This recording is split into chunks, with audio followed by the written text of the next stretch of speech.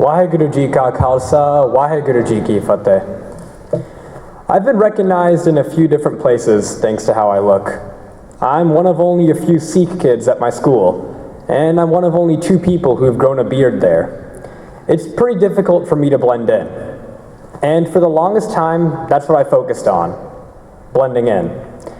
If I imagined myself being just like everyone else and acted like I wasn't different, then there was no way my turban or beard could be a hindrance. But that sort of thinking perpetuates ignorance. Let's face it, we all look different. We all know that outside of these walls, the culture out there is one which distrusts anyone who looks different from the norm. It's driven by fear and ignorance. It's something which minorities are undeservedly receiving, including Sikhs. A study from the Heart Institute found that 60% of Americans have a little to no understanding of what Sikhism is. And that lack of knowledge has resulted in them forming their own assumptions based on that fear. Sad Sangat Ji, we've entered into a very delicate time for our community. It's a time of education and a time of learning, not only for us, but for those around us. It's a time for us to go out into our communities and educate others about our culture, traditions, and values. We've remained isolated from the rest of the world for far too long, and it's time that we made our voices heard. I know from experience that this can make a difference. During my freshman year in high school, a fellow by the name of Ben didn't really talk to me much. He wasn't interested in getting to know me, and he certainly had no interest in becoming friends with me. We sort of just ignored each other for a good while.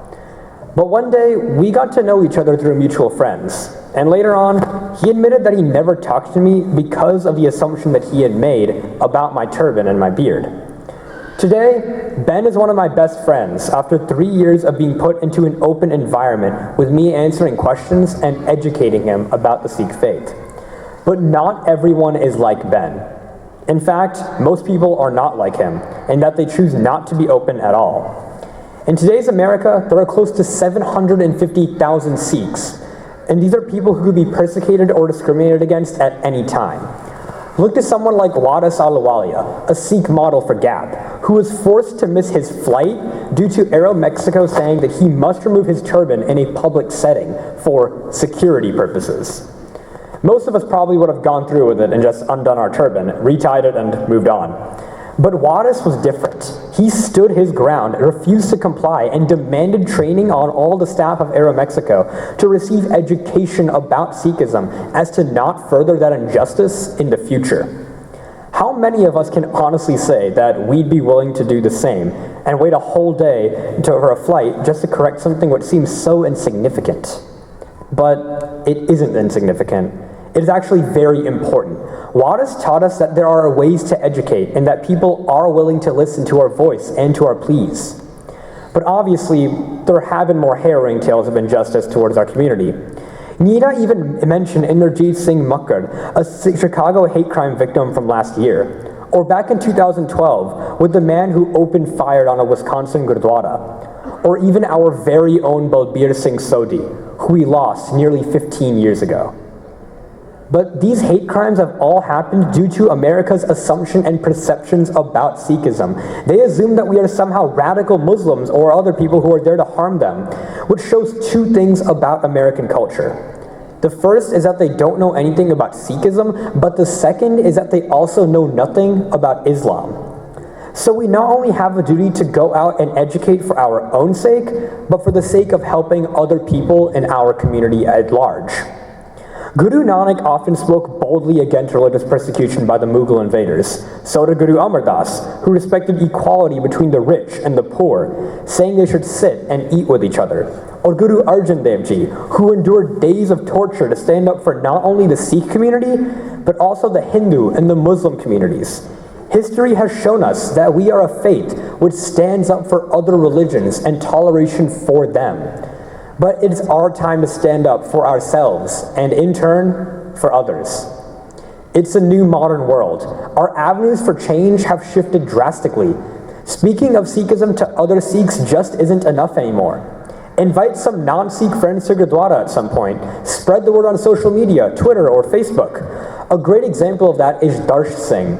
Darsh was the first ever Sikh NCAA basketball player in college sports. Someone sent out a picture of Darsh and made a racist joke out of him saying, "No one wants to guard him. He's too explosive." In response, Darsh Singh spoke up for himself and began to educate those who knew nothing about Sikhism. It prompted a hashtag movement of "Be Like Darsh," encouraging Sikh people to spread awareness about ourselves and of our heritage. It isn't easy living the way that we do. One of my good friends, Grant, once told me, "I don't think I'd ever be able to wear a turban like that. I have a lot of respect for you to following through with that. It must take a lot of courage." And it does take a lot of courage. Walking out into the world when we know that we will be looked at differently is scary. Wearing our symbols with pride takes a great deal of bravery, but a lot of young Sikhs don't follow through with these articles. The Sikh Coalition reported that just 25% of Sikh youth have kept their hair through adulthood, including the turban and the beard. That's only 1 out of 4 who remain committed to the religion. Why would they want to spread the word of Sikhism? There's not only a lack of awareness outside of these walls, but also inside of them. Honestly, ask yourself, how much do you know about Sikhism and its values?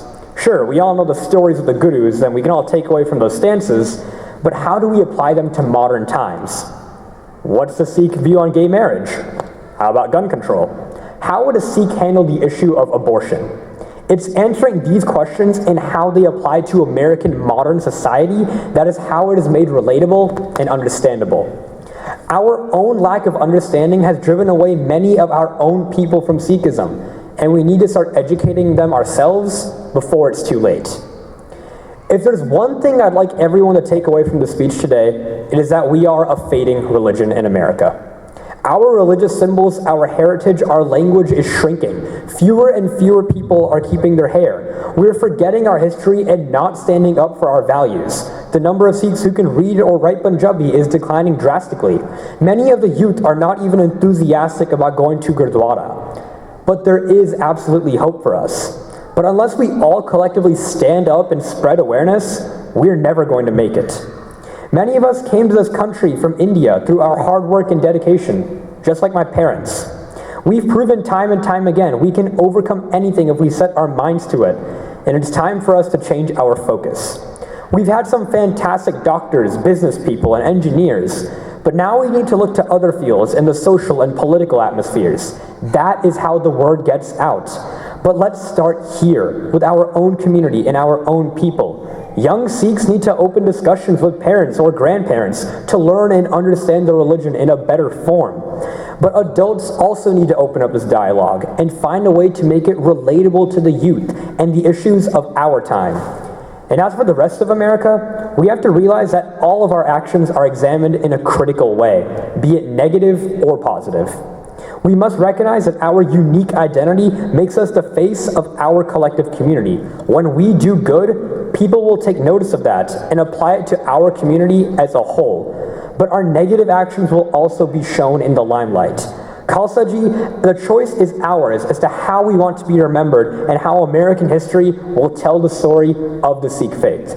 Waheguru Ji Ka Khalsa, Waheguru Ji Ki Fateh.